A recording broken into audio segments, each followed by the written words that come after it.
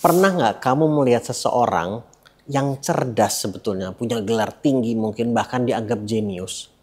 Tapi saat diberi tanggung jawab yang besar, justru membuat keputusan yang merugikan banyak orang. Dan ini bukan hanya sekedar soal niat buruk, tapi ada sesuatu yang lebih dalam. Dan sebetulnya ini juga bisa dijelaskan lewat sains, khususnya terkait cara kerja otak kita, otak manusia. Jadi dalam neuroscience, kita tahu bahwa kemampuan logika seseorang itu sangat dipengaruhi oleh area otak yang disebut prefrontal cortex kita. Ini bagian yang memproses informasi kompleks, yang menganalisa, ya terkait menstrategikan sesuatu, logika, rasio, itu semua di prefrontal cortex. Tapi otak kita bukan hanya soal logika saja.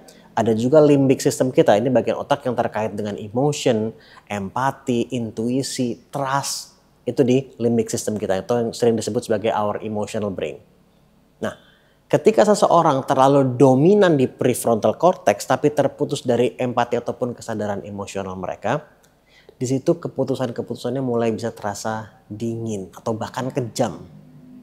Jadi meskipun secara rasional itu masuk akal keputusannya, tapi bisa sangat merusak kalau tidak mempertimbangkan sisi manusiawinya. Dan ditambah lagi, semakin pintar seseorang, mereka juga bisa jadi lebih mudah jatuh ke dalam overconfidence bias. Jadi merasa terlalu yakin bahwa mereka itu nggak mungkin salah. Dan ini bahkan lebih buruknya lagi bisa membuat orang menolak masukan dan cenderung membenarkan keputusan yang buruk pakai logika yang rumit, yang kompleks gitu. Tapi sebetulnya hanya pembenaran aja. Ada tentunya sangat banyak contoh. Salah satu yang cukup populer gitu, sering dijadikan contoh adalah Robert McNamara. Dia adalah mantan Menteri Pertahanan Amerika saat Perang Vietnam. Jadi dia yang memimpin strategi militer waktu itu. Dan Robert McNamara itu adalah orang yang dianggap jenius, lulusan Harvard, orang yang sangat logis dan ahli dalam data statistik khususnya. Tapi akhirnya pendekatan militernya selama perang justru memperpanjang konflik dan menyebabkan jutaan kematian. Kenapa? Karena dia terlalu fokus pada angka. Dia menghitung korban jiwa itu, jadi dia kayak variabel matematika aja gitu. Tanpa benar-benar memahami konteks budaya dan penderitaan manusia di lapangan sana.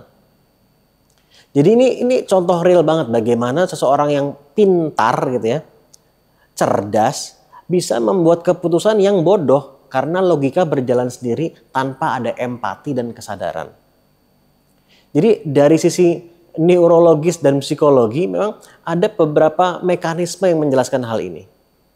Yang pertama yang disebut sebagai decision fatigue atau kelelahan gitu ya, dalam membuat keputusan, dan ini sering terjadi ketika seseorang terus-menerus harus mengambil keputusan-keputusan yang besar sehingga otaknya mulai mengalami kelelahan.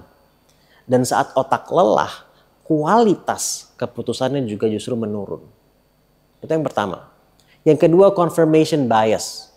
Ini adalah orang dengan kapasitas intelektual yang tinggi seringkali justru jadi lebih jago, lebih piawai dalam mencari pembenaran.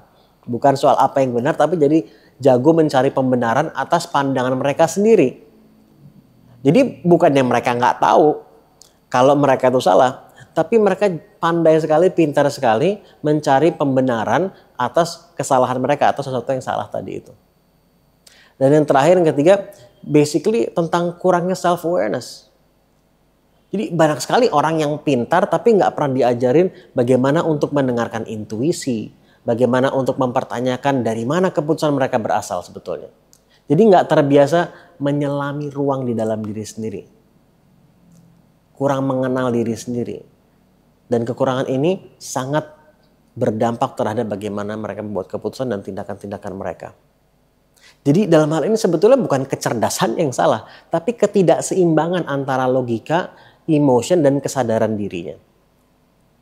Teman-teman, saya rasa tahu semua bahwa dunia kita itu nggak kekurangan orang pinter, tapi kita tuh seringkali kekurangan pemimpin yang sadar, yang aware, yang nggak cuma bertanya ini rasional apa enggak, tapi juga bertanya ini manusiawi apa enggak.